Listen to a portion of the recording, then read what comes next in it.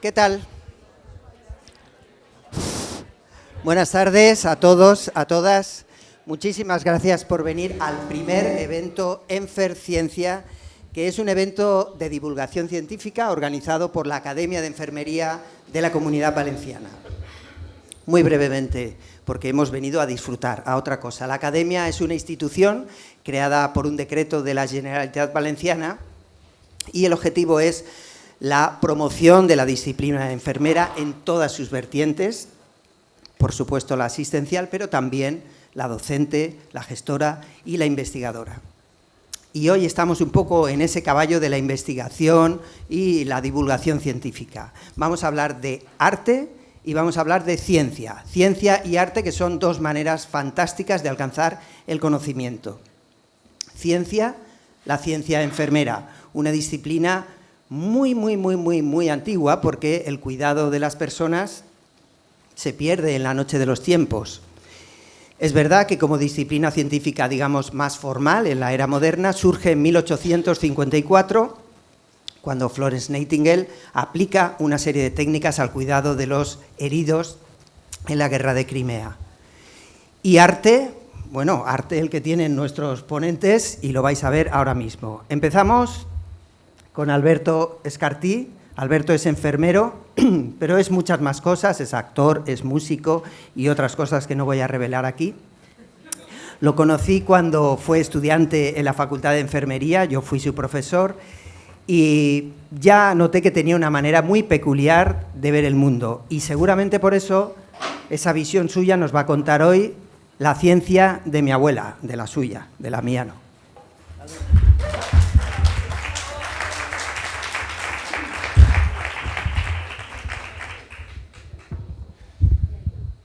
Bueno, buenas tardes. Lo primero, me da un poco de vergüenza. Mira, me voy a quitar esto.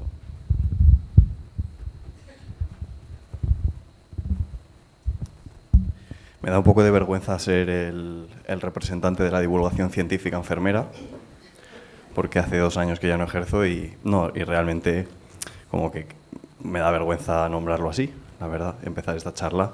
O sea que pediros disculpas porque no vamos a ver divulgación científica. Lo que vamos a ver, de lo que voy a hablar es de mi abuela. Voy a hablar un poco de historia. Esto no lo sabía, me he estado dando cuenta estos días conforme iba pensando la charla. Digo, hostia, en verdad estoy haciendo aquí un poco de historia del arte y la enfermería. Pero, de alguna manera, se juntan en la figura de mi abuela. Mi abuela es una persona que este año, el 22 de diciembre de este año, cumplirá 100 años. Cumpliría si estuviera viva, y que vivió para los cuidados, porque ya durante los años 50, 60 y 70 pues se casó por un matrimonio de conveniencia, como muchas mujeres en este país, para que cuidara tanto a su familia como a la familia del marido. Y además de hacer estos trabajos domésticos, pues ella era la curandera del pueblo, un pueblito entre Valladolid y León, que es de donde viene mi familia materna, y ella era la curandera del pueblo. Entonces, pues eso significaba que iba de visita a las casas de las vecinas y hacía pues algunas actividades asistenciales que luego, con el tiempo, descubrí que a su manera, pero tenían algo que ver con nuestra profesión, como medidas térmicas, medidas físicas antitérmicas, como poner paños fríos, paños calientes, antiinflamatorias, vendajes compresivos y funcionales, masajes de drenaje linfático. Y esto mi abuela lo hacía pues durante esta época, sin saber que eso era parte de nuestra actividad asistencial. Vale, entonces llegamos a los 70. Y en los 70 en este país pasaron muchas cosas.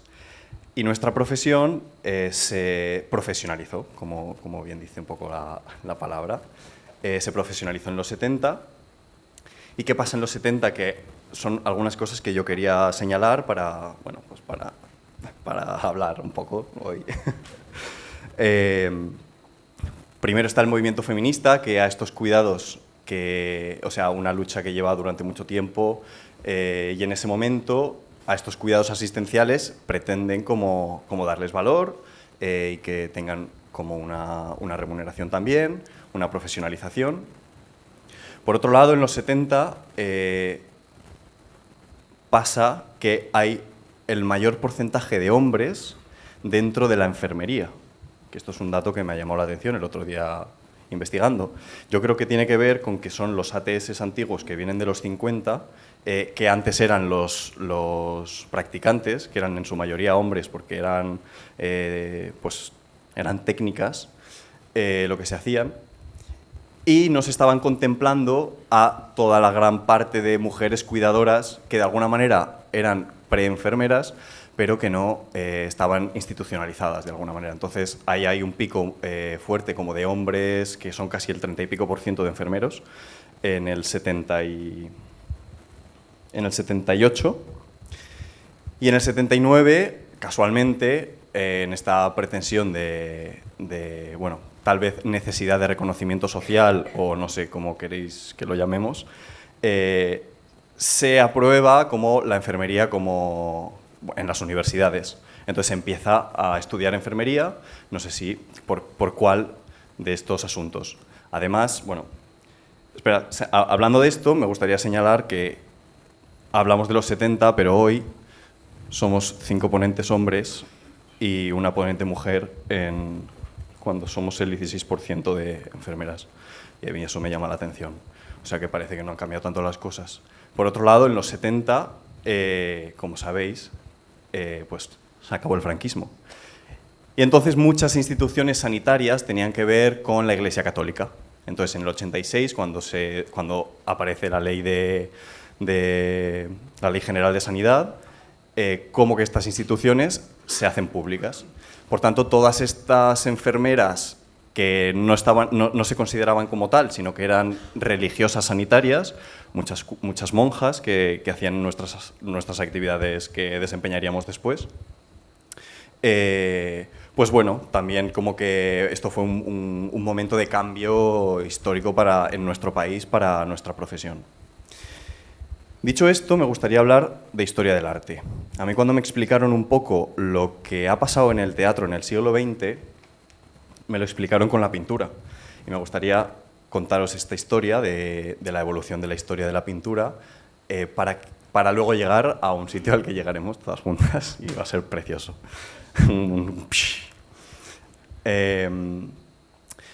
La pintura ha estado durante toda su historia, hasta el siglo XIX, con una intención clara en búsqueda del realismo. Entonces, como que se aplicaba la técnica, y esto es importante, había una búsqueda de una perfección técnica para alcanzar un realismo.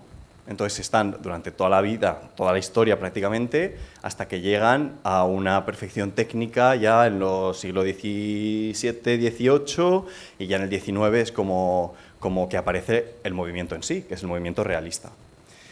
En este momento aparece la fotografía. Entonces, claro, sí, ¿qué pasa con la pintura? Pues toda esta investigación que llevamos de siglos y siglos y siglos, de repente explota en otra cosa y nos tenemos que convertir, porque ahora hay algo que es más realista de cualquier trazo que podamos hacer. Entonces aparece la fotografía y la pintura explota en todos los movimientos,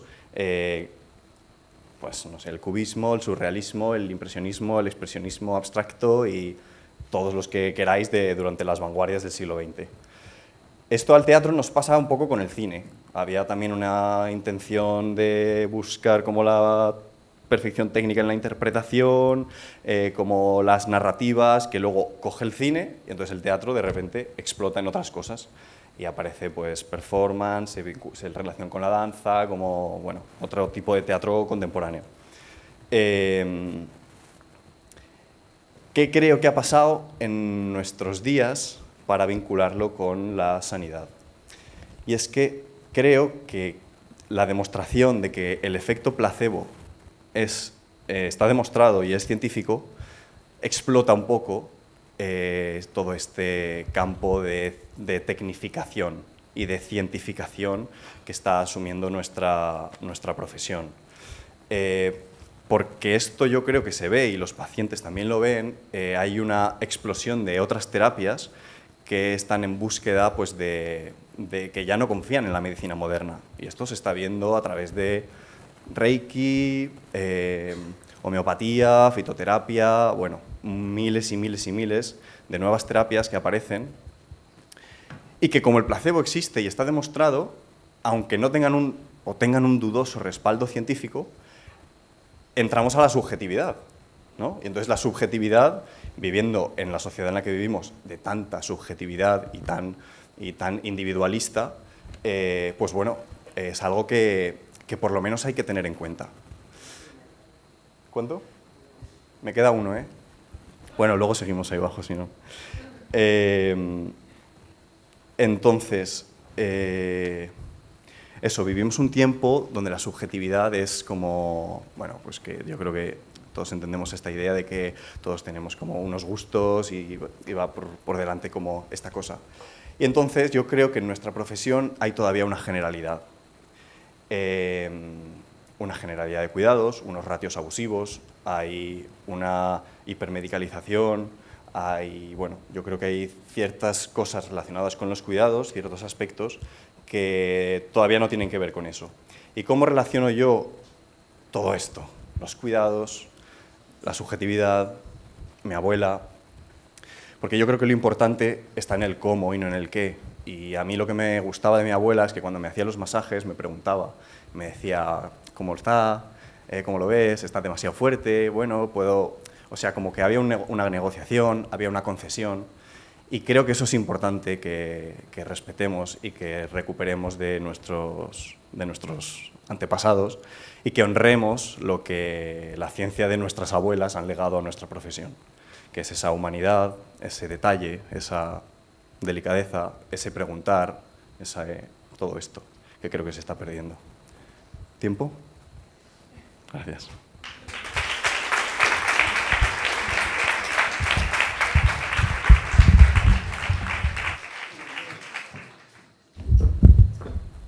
Bueno, pues nuestro siguiente invitado es Pepe Ortiz. Pepe es bombero, ya le vais a notar las hechuras enseguida, pero es un tío muy particular, es una persona muy abnegada en sus cuidados, muy pendiente de todos los detalles, y esto a veces hace sufrir.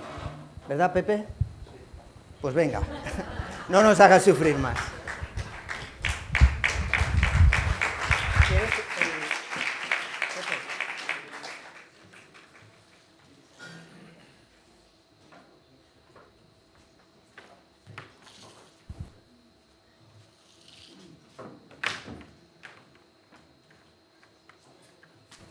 Bueno, muchas gracias, Julio. Y ya me he presentado, no soy enfermero y mi única ciencia es la experiencia de mi trabajo.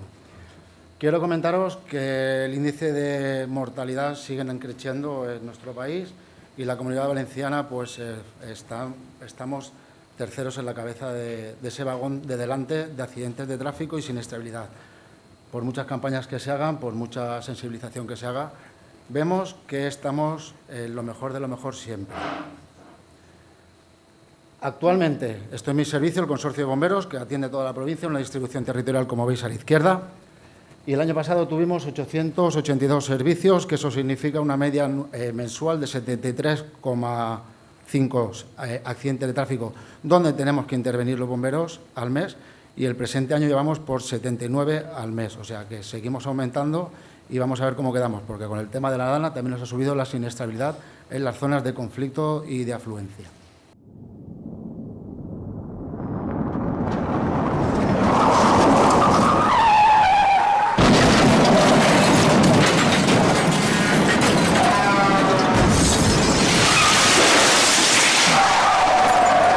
Emergencias, Comunitat Valenciana.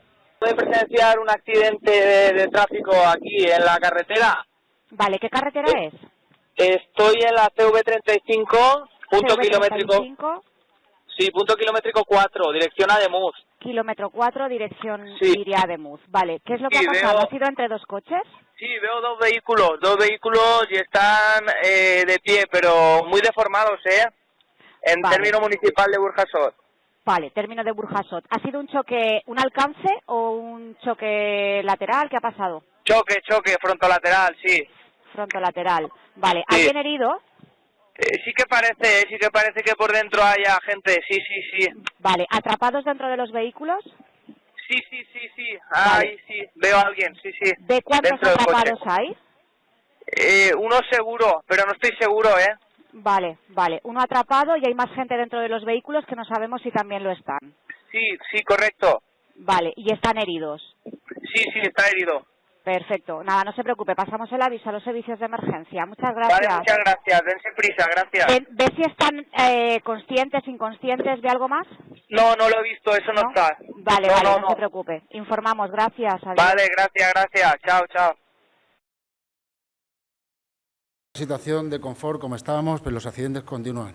En menos de un minuto, desde el aviso, nos tenemos que vestir y estar equipados. Sin la ayuda de Julio, evidentemente, pero ojalá estuvieras ahí. Y se crea un caso. El caso es el siniestro en sí de lo que es el accidente. Hacemos una breve secuencia, llamamos al 112, es un llamante en ruta, el llamante en ruta pierde información, visualiza muy poco el accidente, está nervioso y no sabe qué información da. No os preocupéis, dar lo que veis y continuéis la marcha. Nunca paréis por la situación del accidente de tráfico, podéis crear un riesgo y estar vosotros en peligro. Simplemente lo que veis, se crea un caso y si llama más gente se une a ese caso y se añade la información. Heridos, atrapados, creación del caso, movilización de recursos. Importante, la palabra atrapados. Lo habéis oído, ¿no? Atrapados. Si no hay atrapados, esto es de naranja y los compañeros sanitarios no salimos. ¿Por qué? Porque consideran que es un accidente, un tipo de colisión donde no se necesitan recursos de emergencia. Entonces, siempre os van a preguntar la palabra atrapados. Ahora, muy bien, ¿sabemos lo que es un atrapado? Bueno, los niveles de atrapamiento que trabajamos a nivel técnico, los bomberos y los servicios de emergencia, tenemos 3 tipos de atrapamiento: mecánico, físico 1 y físico 2. Mecánico, muy fácil. Ha tenido un accidente la persona o un tipo de colisión donde todas las puertas están bloqueadas, pero la persona está bien en el interior. No puede salir del interior del vehículo. Algo muy parecido a un rescate en ascensor. Físico 1. Nada, el propia colisión le crea unas lesiones a la víctima que no puede salir por su propio pie. Puede estar todas las puertas del vehículo abierto, pero las lesiones le impiden salir con normalidad. Y cuando entramos en los físicos 2, que es lo habitual que entendemos por atrapamiento, es cuando el tema estructural afecta al ocupante. Todas esas acciones, tanto el mecánico físico 1 físico 2, requieren de servicios sanitarios y de emergencias de bomberos, con lo cual nos estamos perdiendo casi siempre en la Comunidad Valenciana y queremos también que el resto de España los accidentes de atención sanitaria y de bomberos de mecánico y físico 1. Para una simple imagen que lo podamos ver, mecánico, físico 1, la persona está en el interior bien, pero no puede salir. Físico 2, en el interior, lo que es el brazo atrapado con el asiento y el montante B del vehículo. Y físico 2 exterior, cuando es un atropello, está en el exterior o contra un muro. Vale, salimos. Respuesta operativa del Consorcio Provincial de Bomberos de Valencia, que sale para una víctima, sale un UPC, una unidad de mando, que soy yo, con 2 vehículos, como el que ven, que son 2 camiones de bomberos, con 4 personas en cada vehículo. En total, 9. Los servicios sanitarios movilizan lo que tengan que movilizar. 318, central. Adelante, central, aquí 318. Vale, nos confirman que la persona atrapada es la acompañante del vehículo, del turismo, y parece que puede ser atrapamiento mecánico, pero sí que debe tener algún tipo de fractura también. No está todavía claro. El que está asistiendo es el Bravo y el Samusa en camino. Vale, como vemos, qué importante es que lleguemos a tiempo, que nos abrís espacio, ese corredor de emergencia. Señores, cuando vayan circulando, ven un servicio de emergencias, el que sea, se abren y dejan un corredor central que debemos corredor de emergencia. Si no llegamos a tiempo, es tiempo que está perdiendo la víctima de nuestra atención para ser rescatado con total garantía. Como sabemos, es una persona, una víctima tiempo dependiente, y necesita cuanto antes nuestra asistencia. Vemos aquí a la derecha algún tipo de vía colapsada a primera hora de la mañana y lo difícil que es que nosotros lleguemos con seguridad a los servicios. Vale, viene la verdad, ya hemos pasado ese corredor de emergencia, llegamos, yo solo en el camión, en mi vehículo, de mandos, vamos, el camión se queda atrás, llego. Esa persona que está dentro del interior, se le pasa un mundo por encima, he tenido la culpa, no he tenido la culpa, he mirado el móvil, no he mirado el móvil, madre mía, la que se nos espera allí. Cuando llegamos, bueno, pues estos son los emplazamientos de seguridad que estudiamos con la Guardia Civil para ubicar los vehículos dentro de la emergencia, un siniestro tipo con seguridad. ¿Ven el vehículo accidentado de esa zona roja? Todo eso depende de mí. Soy el sargento del mando de bomberos y la seguridad depende de mí. Nada entra dentro de esa zona roja que no diga yo. Sí, parece muy bonito, vale, pero mira, ya estoy empezando a sudar y no estoy ahí. Muy complicado. A partir del camión de bomberos, zona templada, y a partir de zona fría, donde están los vehículos de apoyo, grúas, etcétera, etcétera, etcétera. Entonces, cuando ven un vehículo, 2-5 metros, no se acerquen, por favor, porque hay riesgos que ustedes desconocen y pueden ser un peligro para vosotros. Seguimos. Bueno, empezamos ya a ver cosas raras. Llegas allí, hay gente, se te ha metido dentro, ¿cómo la rescatas? La quitas del medio. Ven esas miradas, ¡buf! Soy el primero en llegar, yo me presento, me llamo Pepe Ortiz. Vale, llego allí, soy el mando de bomberos, tranquilícese, mis compañeros vienen. Empatizo con la víctima, hablo con ella, le miro a los ojos, me mira, me dice su nombre. ¡Buah! ¿Cómo va esto, no? Seguimos. Claro, todos los accidentes, claro, cada ninguno es igual, cada vez te encuentras algo diferente. Seguimos, amputaciones, sí, podemos ver un brazo, no os preocupéis, es una simulación, ¿vale? Este accidente real. Puente de Chiribella, llegamos allí al puente de Chiribella, llego yo solo, no hay nadie. Cuando me veo asomar una persona por arriba que se quiera tirar, por favor, no te tires, estoy yo solo. Que haya más gente, la culpa sea de más gente, por favor, no, que no se tire nadie. Vale, llegamos allí, decido una operación, sale bien, menos mal, casi se cae el camión, yo no sé dónde se sujeta. Con el vehículo de altura y mis compañeros de arriba, bajamos con un collarín, y está bien. Vale, pero seguimos, ya para acabar, ¿vale, Julio? Ya que me vengo arriba, cuidado. Uno de los accidentes que más impacta en mi vida. Sí, no puedo más. Llego primero, 8:15 de la mañana, A3, a la entrada de Valencia, un autobús con niños, con niños. Ya estamos todos que nos ponemos locos, pero llego yo el primero. Veo al conductor, volante aquí, ¿qué hago? Hablo con él, no hay más gente dentro del autobús, acaba de dejar a los niños, ya descanso, pero es que el hombre no está bien. Chilla, me chilla, Pepe, sácame. Pues después de 1 hora y media de trabajo, pues nos encontramos con una imagen desoladora, y es que la columna de dirección la tenía clavada en toda la boca del estómago, y tuvimos que hacer la RCP, y solo me acuerdo de Pepe ayudarme, y ahí se quedó su historia.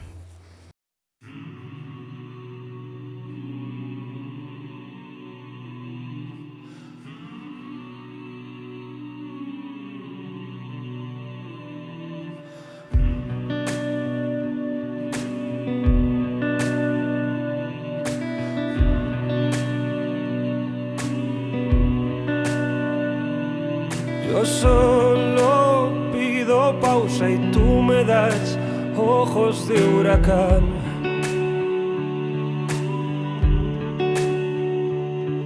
Yo solo pido calma y tú haces espuma el agua del mar.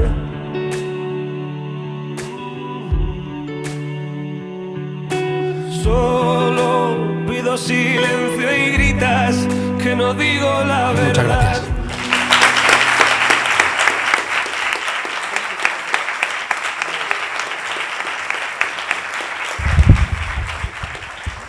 Muy bien, muchas gracias, Pepe, también. Bueno, y vamos con nuestra tercera compañera. Anabel Forte es un descubrimiento de última hora. Anabel es matemática y, curiosamente, viene a hablarnos de enfermería. ¿Cómo puede ser esto posible? Bueno, pues para eso quizá debamos remontarnos a ese momento que os decía al principio, 1854, Guerra de Crimea. Anabel. Muchas gracias. Nada. Encenderé la lámpara.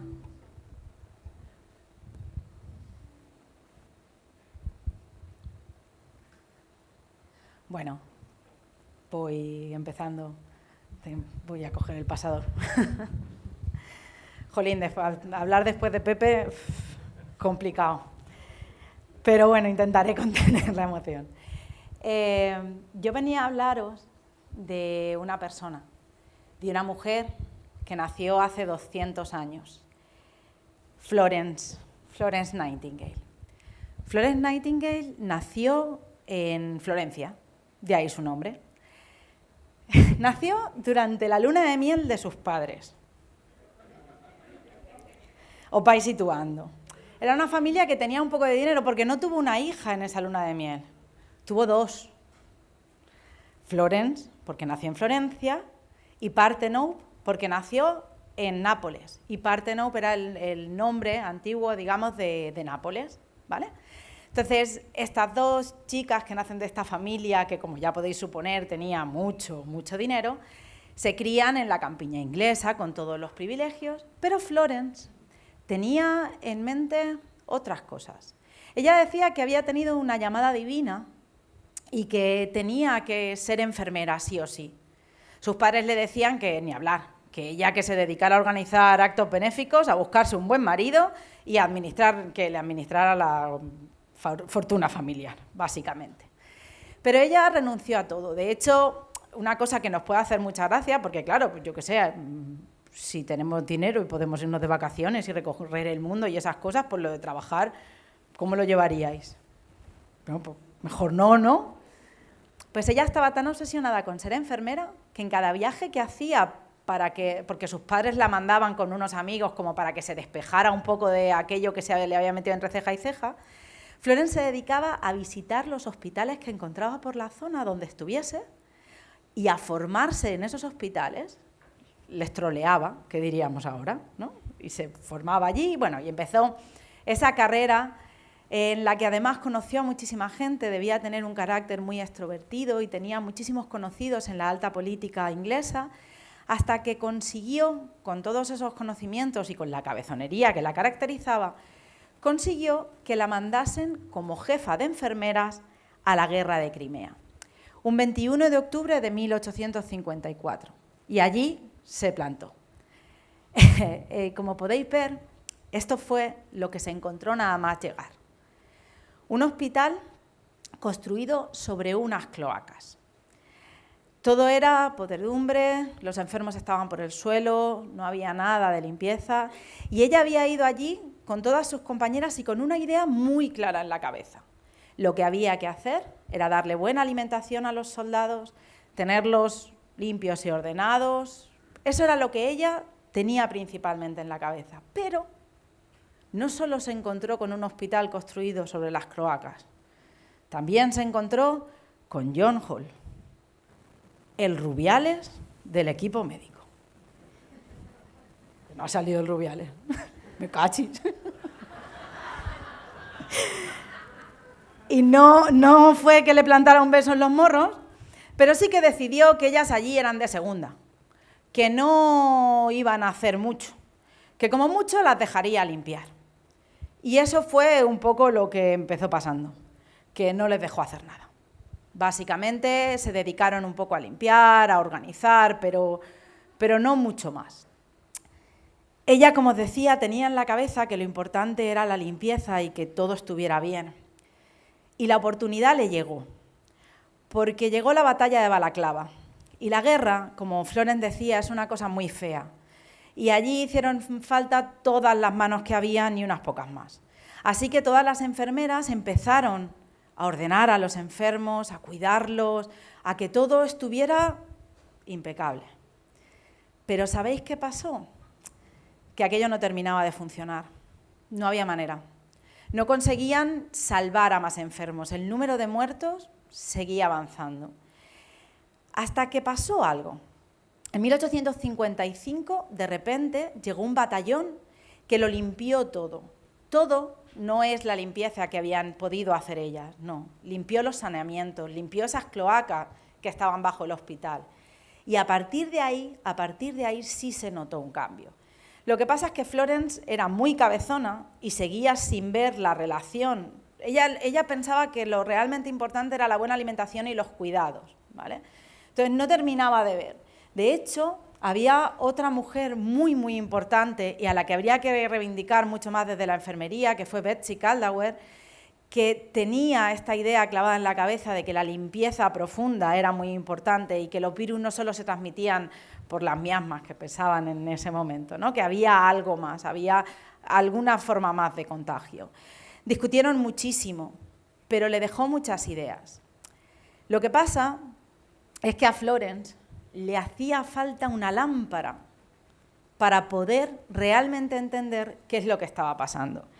Y cuando digo una lámpara, no digo una lámpara como esta, que sí, esta lámpara también fue muy importante. Jolín, el mando me está jugando. Esta lámpara fue muy importante, porque esta lámpara, bueno, no esta, una parecida. Era con la que Florence se paseaba entre los enfermos, veía cómo estaban, y eso le hizo ganarse el sobrenombre de la Dama de la Lámpara. La querían muchísimo, la veían como un ángel, porque aparecía con su camisón blanco y su toquilla durante la noche, paseando entre los enfermos para ver cómo se encontraban. Y fue muy importante realmente, pero esa no fue la que realmente le ayudó a entender qué es lo que estaba pasando. La que le ayudó a entender lo que estaba pasando es la estadística. Y ahora no va a salir.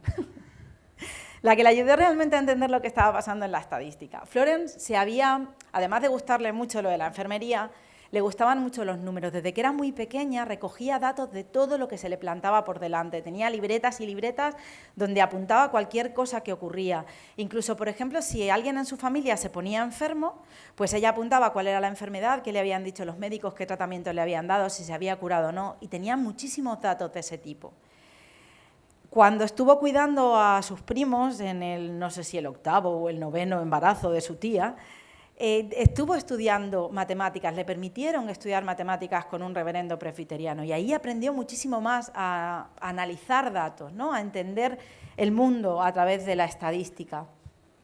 Y eso le permitió que cuando volvió de la guerra de Crimea había recogido un montón de datos porque sabía lo importantes que eran y le escribió a la reina de Inglaterra un informe de unas 200 páginas. ¿Os imagináis a la reina de Inglaterra leyéndose 200 páginas de informe de datos? No, ¿verdad? La reina es que era más de TikTok. Entonces, yo siempre digo que Florence inventó uno de los primeros TikToks. Bueno, en realidad sería una de las primeras infografías, pero yo qué sé, ahora es lo mismo, ahora ni siquiera se ven infografías, ¿no? Pues eso. La cosa es que Florence hizo este gráfico, que supongo que habréis visto alguna vez, porque es uno de los gráficos más importantes en el cambio de las prácticas de la enfermería a lo que es hoy en día la enfermería moderna. Este gráfico se conoce como la rosa de Nightingale. Es una mala traducción porque, si os fijáis, se parece a una flor, pero no a una rosa. Se parece a una cresta de gallo, que es un tipo de flor también, que en inglés se llama coxcomb, y que, como si decimos cresta de gallo, pues a lo mejor aquí como flor no la identificamos rápidamente, pues se puso la rosa de Nightingale, que quedaba más bonito y ya está. Pero básicamente lo que nos enseña cada uno de esos sectores triangulares o sectores de un círculo, lo que nos vienen a decir es la cantidad de muertes que hubieron en ese mes. Y el cambio que hay desde un gráfico al siguiente es de 1855. Es el momento en el que se limpiaron las cloacas. Cuando Florence planteó este gráfico fue cuando realmente se dio cuenta de que el cambio significativo había estado por la limpieza. Y ahí es cuando convenció a la reina de que había que cambiar las prácticas de la enfermería moderna. Y no solo cambiar las prácticas, ordenar a los enfermos, limpiar a fondo todo lo que tenía que ver con la salud, sino también le permitió abrir una de las primeras escuelas de enfermería del mundo, porque hasta ese momento, o sea, por lo menos de las primeras de Inglaterra, hasta ese momento la enfermería en Inglaterra la ejercían sobre todo monjas religiosas y entre la familia, pero no la ejercía realmente nadie formado para ello, formado regladamente, vamos a decir. Y es que realmente la estadística es muy importante. Y si en ese momento empezó a servir para darnos cuenta de cómo funcionaban las enfermedades infecciosas y de que había que limpiar y demás, a partir de ese momento empezamos a darnos cuenta que las enfermedades no solo eran infecciosas, que había otro tipo de enfermedades.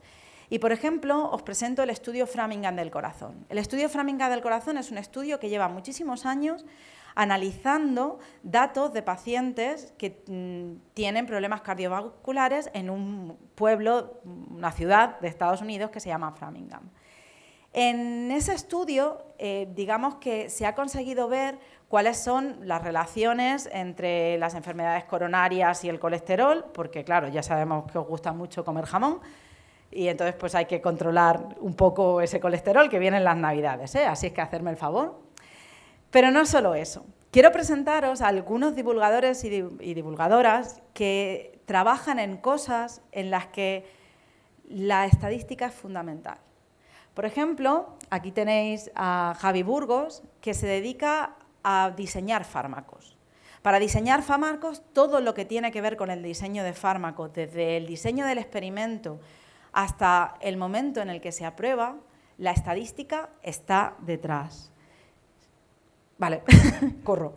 Si hablamos, por ejemplo, de biotecnología, todo lo que tiene que ver con el análisis de la genética, también la estadística es fundamental. Pero es que si hablamos de física, y aquí os presento a Francis Villatoro, que si lo encontráis por ahí os contará cosas de física, no sé si lo entenderéis, pero os contará cosas de física. Él siempre cuenta cómo el bosón de Higgs se encontró gracias a la magia de las 5 sigmas.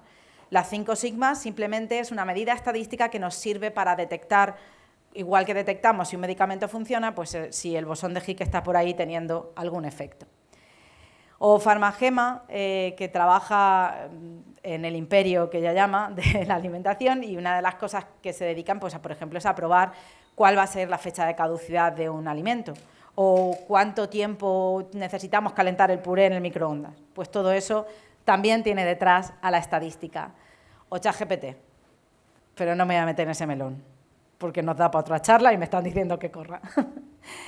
Lo que pasa es que es importante que si hacéis investigación o conocéis a alguien que haga investigación, que nos animemos a que si los resultados no son exactamente, si la lámpara no ilumina exactamente lo que nosotros queremos, que también lo contemos, porque eso puede evitar que otras personas gasten mucho dinero en investigar cosas que ya se sabe cómo funcionan.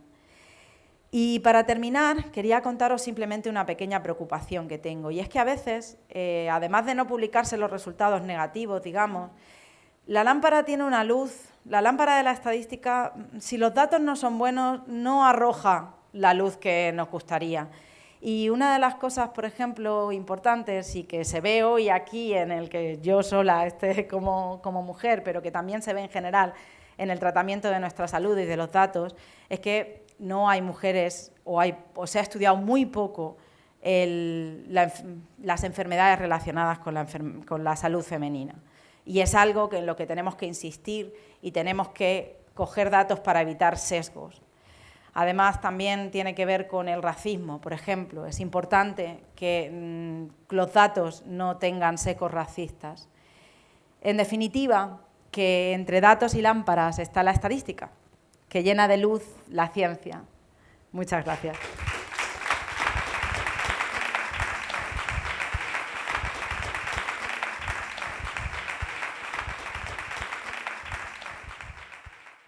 Gracias, Anabel. Bueno, ¿cómo vais? ¿Bien? Vamos un poco apurados de tiempo, queremos ser muy puntuales. Vamos con nuestra cuarta charla de hoy. El siguiente invitado es Juanjo Torres.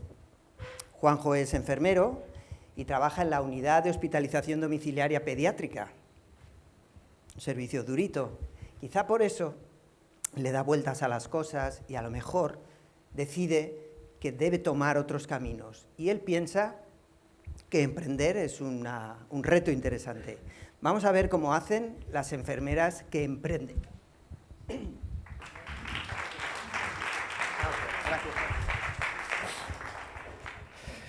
Buenas. Pues empezaba yo leyendo un texto de alguien a quien se ha nombrado mucho esta noche, Florence Nightingale. En el hospital de Scutari, en plena guerra de Crimea, Florence Nightingale recorría los oscuros pasillos con una lámpara en la mano. La escena era desoladora. Soldados heridos yacían en camas improvisadas, rodeados de suciedad, sin acceso a agua potable ni alimentos adecuados. Las infecciones eran la causa principal de muerte, más que las heridas mismas. Florence, al observar esta devastación, organizó un equipo de enfermeras y se puso manos a la obra. Supervisó la limpieza de los espacios, estableció prácticas básicas de higiene y se aseguró de que cada paciente recibiera comida nutritiva y atención básica. Por las noches, cuando todo parecía en calma, caminaba entre las camas, escuchando las necesidades de los soldados y ofreciendo consuelo. ¿El pasador de imágenes? Lo ha robado Anabel.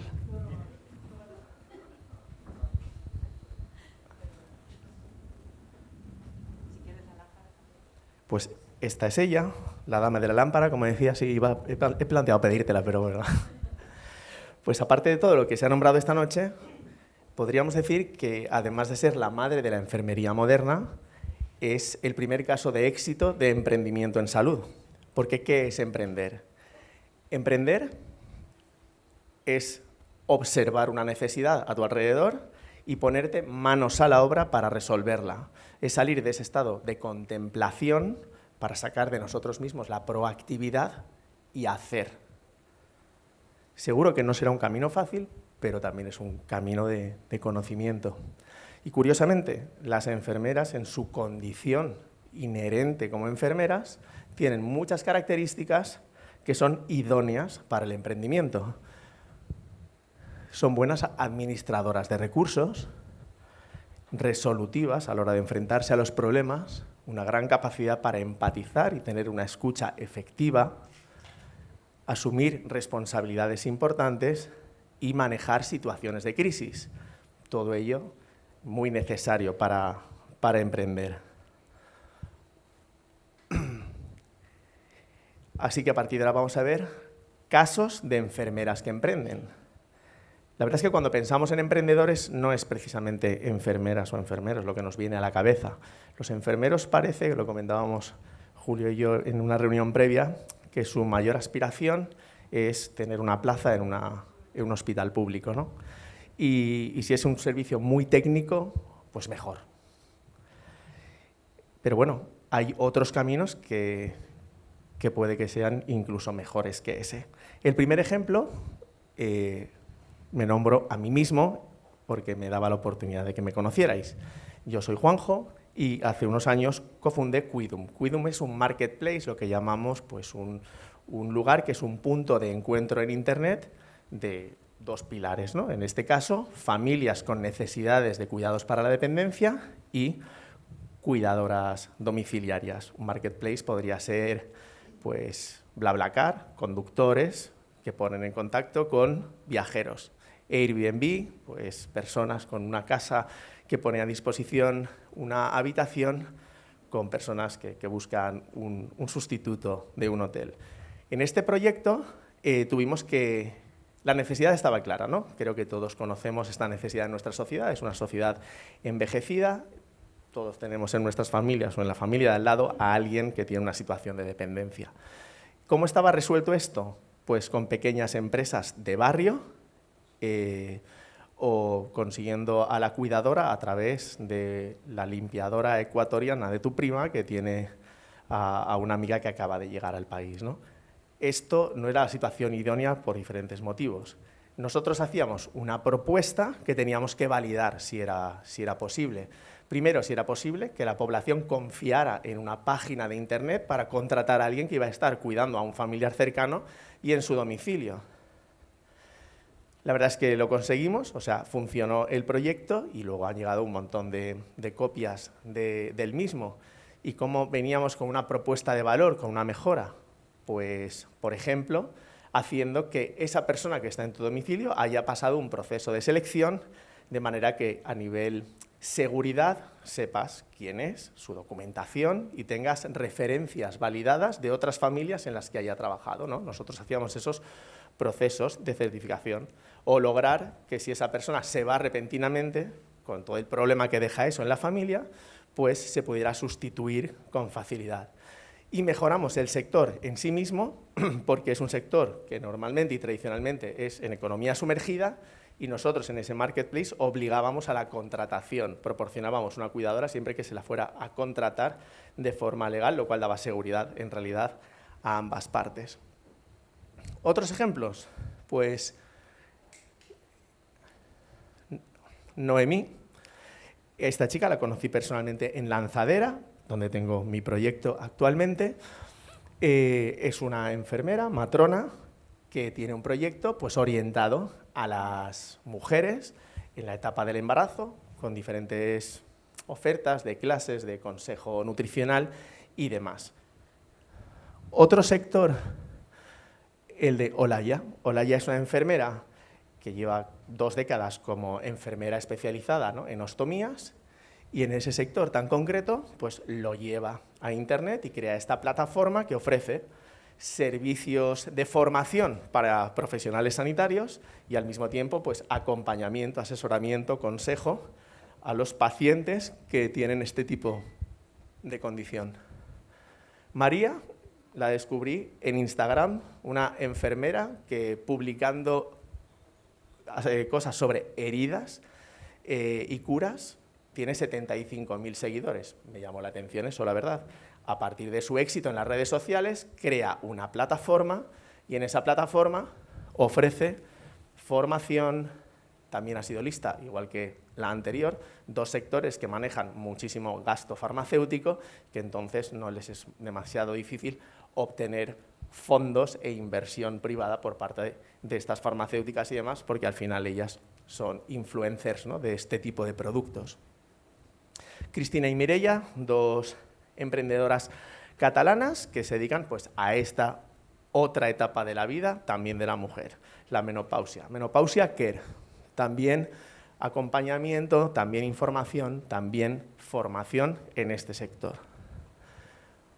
Víctor y María Jesús, Social Diabetes, una plataforma para la gestión completa de la diabetes, la creación de comunidades y demás.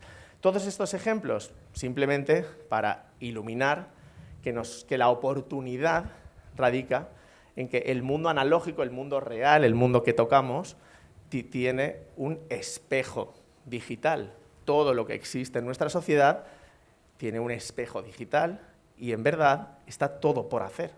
O sea, es un auténtico océano azul de oportunidad. Todo está por hacer. Cualquier actividad que tengáis en vuestro día a día, en vuestro hospital, se puede llevar a ofrecer servicios a los profesionales sanitarios, formación, acompañamiento, consejo nutricional sobre medicación. Internet es actualmente el mayor consultor médico del mundo. Entonces, la digitalización es una gran oportunidad. Pero no es la única oportunidad, porque precisamente en este mundo que va hacia una escalada tecnológica, donde la inteligencia artificial, muchas de las cosas que veis, imágenes, textos, me las ha hecho directamente ChatGPT en 2 segundos. Esto es inevitable, pero hablábamos que, si me permitís, muchos médicos serán fácilmente sustituibles por la inteligencia artificial, porque los que tengan una actividad muy relacionada con el análisis de datos van a ser fácilmente sustituibles por inteligencias artificiales. La enfermería precisamente encarna todo eso que es insustituible. La piel, el contacto humano, este momento que ahora mismo estamos viviendo, que es único, aquí y ahora, esta sensación, que si repitiéramos esto mañana ya no sería igual. Es efímero, esto es lo que pasa en el contacto y que es insustituible. Así que además de la oportunidad que nos da la digitalización, tenemos una oportunidad en la humanización, donde la enfermería tiene un caballo ganador en su esencia. Si verdaderamente buscamos las oportunidades que nos da la humanización en los cuidados, el intraemprendimiento, emprender incluso dentro de una organización, mejorando las cosas dentro de nuestros hospitales, buscando potenciar la humanización, entonces ninguna inteligencia artificial podrá vencer a las enfermeras. Gracias.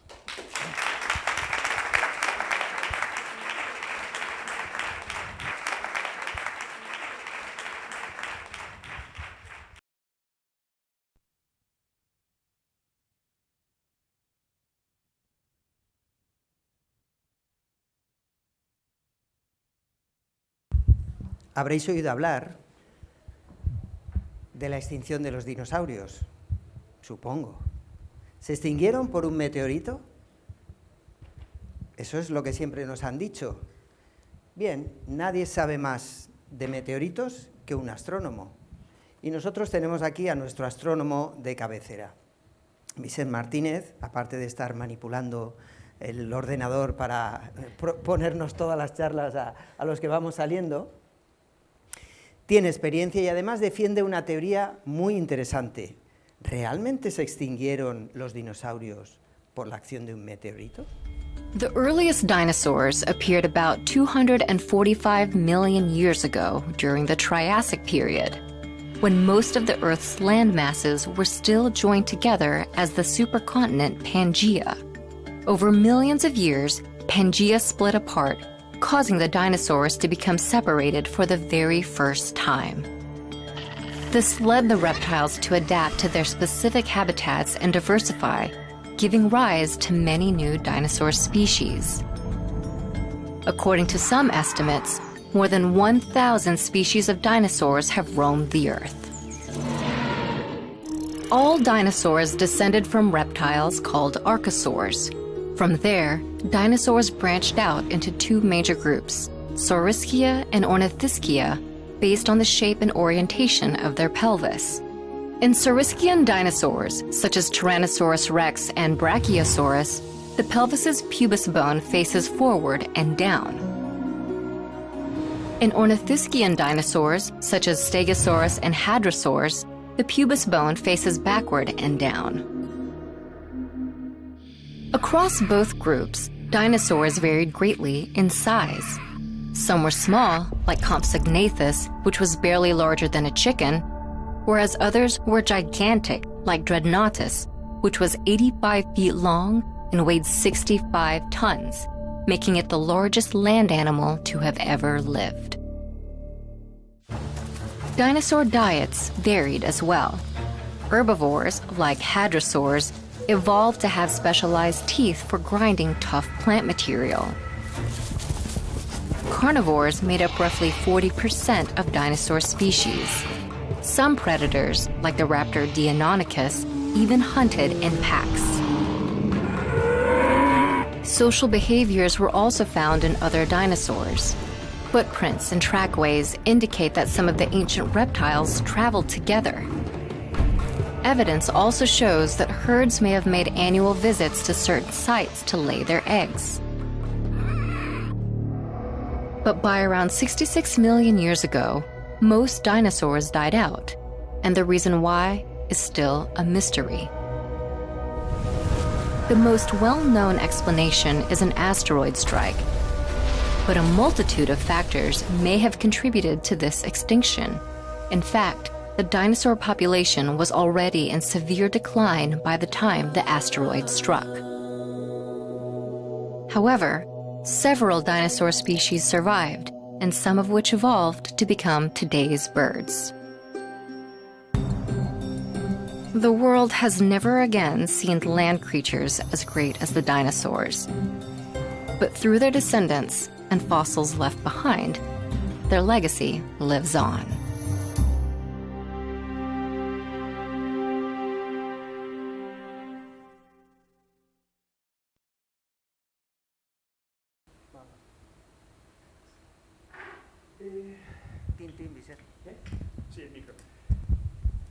¿Por qué se extinguieron los dinosaurios? Es una pregunta un poco injusta, porque deberíamos seguramente preguntarnos por qué dejaron de existir después de 200 millones de años de éxito.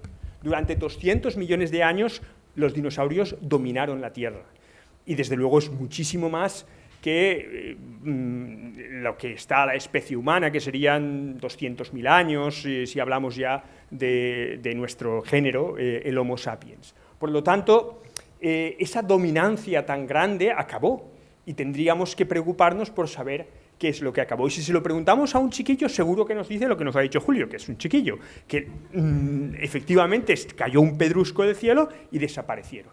Y esto es un ejemplo clásico de la dominancia sociológica de una idea en ciencia. Y eso ocurre muchas veces en otras disciplinas, y empieza a ser peligroso cuando ocurre en disciplinas que tienen que ver con la medicina o con la sanidad. ¿Vale? Yo soy astrofísico, no sabía de estas cosas, pero escribí un libro que tiene como subtítulo Matar a los dragones del dogma y la ignorancia, en la reinvención de la ciencia. Y dedicamos un capítulo a hablar de este debate sobre la extinción de los dinosaurios, que en el vídeo de National Geographic habéis visto que no estaba claro. ¿Vale? Ese es el vídeo que hemos visto, y básicamente lo que hemos acabado diciendo es que efectivamente en esa cadena, en ese proceso de evolución de los propios dinosaurios, pues cuando desaparecieron lo hicieron todos, porque todos venían de los reptiles, excepto los dinosaurios que se llaman aviarios, que son el origen de las aves. Es decir, una gallina es un dinosaurio, ciertamente. Es el resto de un dinosaurio en la evolución y se ha preservado hasta hoy en día. Pues bien, tenemos muchísimas...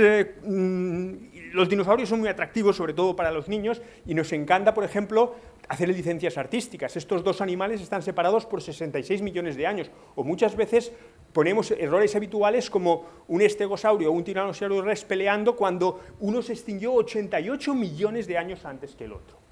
Bueno, ¿cuántas extinciones masivas han habido? Han habido 5, ahí las tenéis, en los últimos 540 millones de años. La Tierra tiene 4.500 millones de años de vida. La vida, en la explosión cámbrica, que seguro que José Vico nos explicaría cosas de ella, nació hace 540 millones de años, en lo que llamamos el eón farenozoico, que quiere decir el eón de la vida visible. Solo el 12% de la vida, y en ese periodo de 540 millones de años, que es el 12% de la vida de la Tierra como planeta, han habido 5 extinciones. En algunas de ellas, por ejemplo, en la tercera, hace 252 millones de años, desaparecieron el 95% de las especies. Bueno, ¿y por qué pensamos en los dinosaurios? Porque un físico, Luis Álvarez, que era el padre de un geólogo, examinando algunas muestras de arcilla en un límite de 2 capas entre el Cretácico y el Paleógeno, hace 66 millones de años, ese cruce de capas, encontraron una abundancia extrema de iridio que no se encuentra en la superficie de la Tierra, pero sí se encuentra en los asteroides. Y lo hicieron bien, efectivamente, postularon que había caído un asteroide. El asteroide tardó más de 10 años en ser descubierto y esta fue la teoría que en ese momento se implantó, pero no era la única. Según esta teoría, los restos del asteroide provocaron el cambio climático. ¿Pero eso es posible? Que un asteroide que tiene un tamaño de unos 10-12 kilómetros, que desde luego produciría un efecto devastador, fuese suficiente, pues en el propio vídeo lo veíamos. Esta hipótesis no deja de ser una que seguramente no es la más correcta, porque los dinosaurios ya llevaban más de 100.000 años en un proceso de extinción, siempre debido a un cambio climático. Y aquí entra Gerta Keller. Reivindicamos una mujer que es profesora en Princeton todavía y que lleva años tratando de convencer a la comunidad científica y a la comunidad paleontológica y geológica, en este momento podríamos decir que está al 50%, defendiendo que realmente la razón fue el vulcanismo extremo, episodios de vulcanismo extremo que se dieron durante centenares de miles de años. Vulcanismo extremo que fue capaz, por ejemplo, en concreto, en la zona de la India, en los que llaman los traps del Deccan, que ocupan una región tan grande como Francia, habría un residuo de magma, residuo de magma expulsado por los volcanes, que sería una extensión como Francia con una profundidad de unos 3 kilómetros. Esos son 100.000 años de explosiones continuas. ¿Y qué pasa cuando analizamos, y haciendo uso de la estadística, las otras extinciones, las otras 4 extinciones? En todas ellas han habido actividades volcánicas brutales, y en ninguna de ellas, excepto en la última, ha caído un meteorito. Pues uno también tiene que empezar a buscar dónde están las evidencias. Esos son los traps del Deccan. Ahí tenéis algunas de estas, en 3 de estas 5 mayores eventos de extinción se produjeron estructuras semejantes, como los traps siberianos o la Central Atlantic Marine Province, que fue la del Triásico-Jurásico. Bien, pues la extinción masiva, con esto estamos acabando, del Cretácico-Paleógeno, que es esa que ocurrió hace 66 millones de años, se produce en el momento de una actividad volcánica masiva en la India, simultáneamente. La disminución en el número de especies se puede observar durante todo ese periodo. El impacto del asteroide en la península del Yucatán ocurre hacia el final del periodo. Y como dice al final ahí en rojo, la extinción ya estaba en marcha. El impacto es anterior a la extinción en unos 100.000 años. Es decir, concluyendo lo que nos gusta también a los matemáticos, condición necesaria y suficiente. Si no hubiera habido impacto del bolio, ¿se habría producido la extinción? ¿Sucedió de todos modos? Y si es así, el impacto no fue la causa necesaria. Y si no se hubiera producido un vulcanismo extenso en ese momento, ¿el impacto del bólido por sí solo habría sido suficiente para provocar la extinción? Seguramente no. Por lo tanto, el impacto no fue la condición necesaria ni suficiente. Y seguramente el impacto se dio, pero la extinción, como en las otras dos extinciones masivas más importantes, se debió a un fenómeno brutal de vulcanismo extremo durante centenares de miles de años. Y afortunadamente hay científicos que no se dejan llevar por la sociología, por el efecto.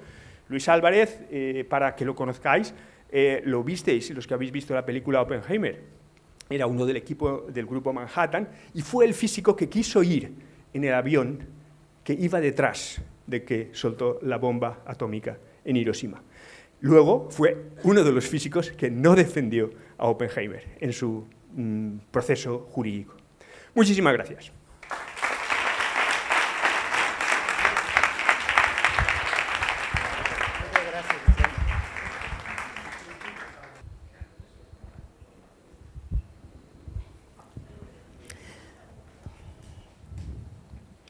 Carmen llegó al portal de su casa después de estar todo el día sentada en la oficina y sometida a un importante nivel de estrés.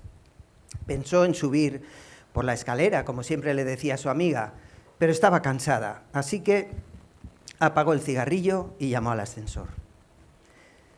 Ya en casa, se quitó los zapatos, se sentó en el sofá, conectó el televisor, se abrió una cerveza y encendió otro cigarrillo.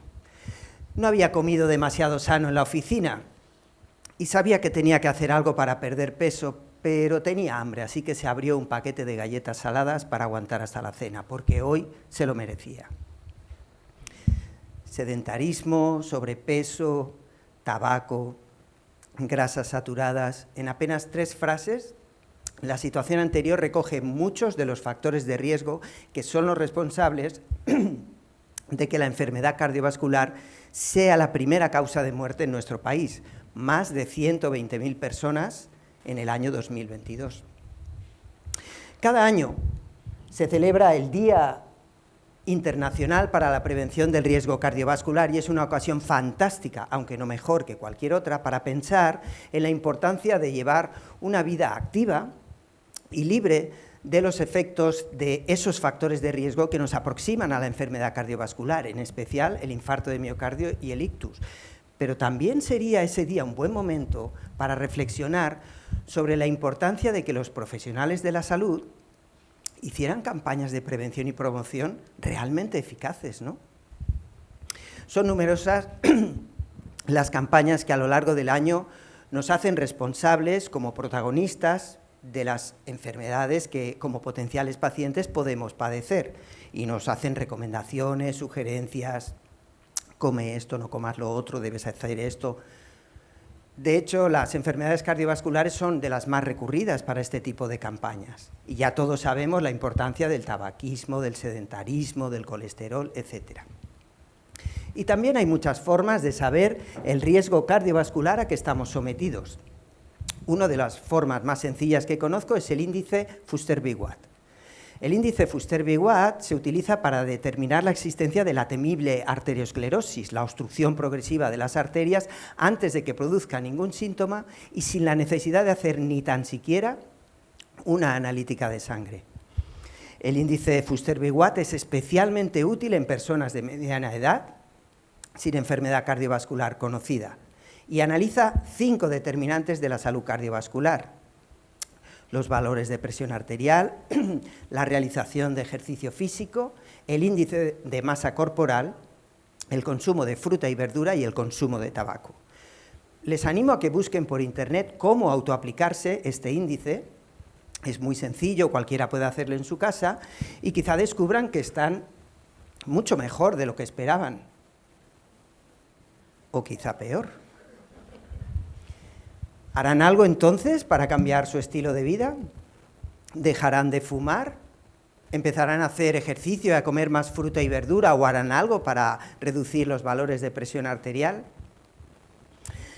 Me temo que los mensajes de salud no son suficientes para cambiar nuestro estilo de vida si no van acompañados de un programa formal y específico de educación para la salud. Y por eso comentaba cuán importante sería que hubieran profesionales de la salud que conocieran la existencia de este tipo de programas, que supieran hacer educación para la salud y que además de estar muy bien preparados en los aspectos clínicos de la enfermedad, pues en la facultad también se les enseñase a diseñar programas de educación para la salud, a hacer tareas y educación para la salud en definitiva, y así poder...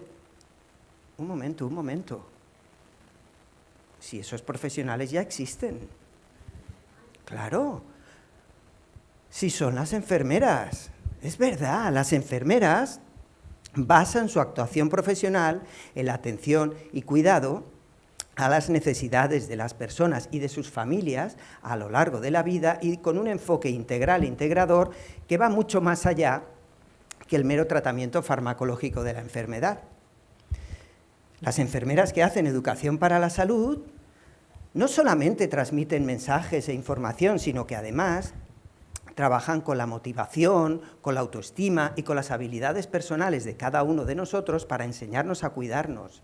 Y así, además, ponen a disposición de la persona todos los recursos del barrio, del pueblo donde esta persona vive. La educación para la salud, vista de esta manera, es mucho más que un simple consejo escuchado en los 20 últimos segundos de una consulta con el médico o leído de pasada en un cartel publicitario y vinculado a algún producto que nos recomiendan comprar. Hoy sabemos que la enfermedad cardiovascular empieza en las primeras etapas de la vida adulta y es fundamental que ya en ese momento nos hayamos formado para ser capaces de prevenirla o para atenderla adecuadamente y recuperarnos en caso de que llegue. Y ahí las enfermeras tenemos una autoridad y una oportunidad de éxito inigualables. En una población tan envejecida como la española, la realización de este tipo de programas de educación es fundamental para reducir las altas tasas de cronicidad y dependencia que están ahogando el sistema sanitario. Y la OMS lo tiene muy claro. La OMS aboga por implantar estos programas de educación para la salud y reducir las enfermedades prevenibles, en especial las enfermedades cardiovasculares y el cáncer. Y además aboga porque sean las enfermeras las que hagan este tipo de actividad. El propio presidente de la OMS dice que las enfermeras son las profesionales de la salud mejor preparadas y más eficaces para ponerlos en marcha. Pero claro, nada de esto será posible si no contamos con un número suficiente de enfermeras comunitarias, con un número suficiente de enfermeras hospitalarias y, lo que es todavía más importante, si no dotamos a estas profesionales de la necesaria estabilidad laboral, autonomía profesional y autoridad en sus competencias. Competencias para las que ya nos preparamos en la facultad, pero que después, incomprensiblemente, el sistema sanitario no utiliza. Y yo me sorprendo porque la contribución de las enfermeras al servicio de la salud ha sido muy importante a lo largo de la historia y aun cuanto puede no haber sido suficientemente reconocida, que no lo ha sido, en la actualidad adquiere mayor trascendencia, puesto que tiene muchas de las claves que permitirán atender las nuevas demandas del sistema sanitario. Por favor, vigilen su salud cardiovascular. Piensen que si tienen alguno de los factores de riesgo que he comentado al principio, es muy probable que ya tengan placas de ateroma en sus arterias. Si no hacen nada al respecto, esa placa continuará creciendo y un día se inflamará, se ulcerará, formará un pequeño coágulo y tal vez obstruya una arteria que les provoque un infarto de miocardio o un ictus. Desde luego, algo nada deseable. Y si es usted mujer, no olvide que tiene el mismo nivel de riesgo que los hombres o incluso más.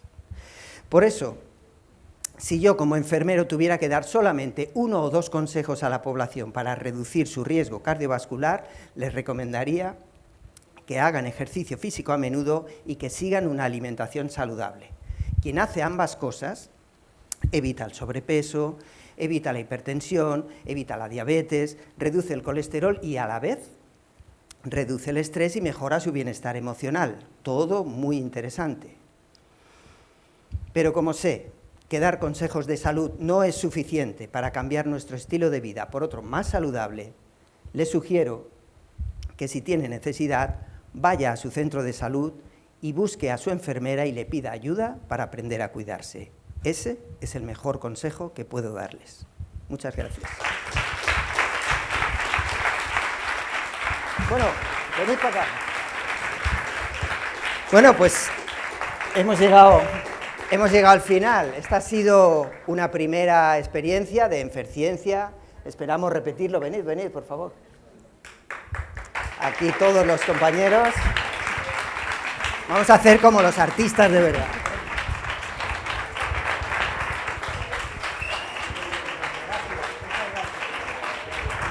Anabel Forte, Pepe Ortiz, Vicente Martínez, Alberto Escartí y Juanjo Torres. Muchas gracias. Os dejamos con Los Malos.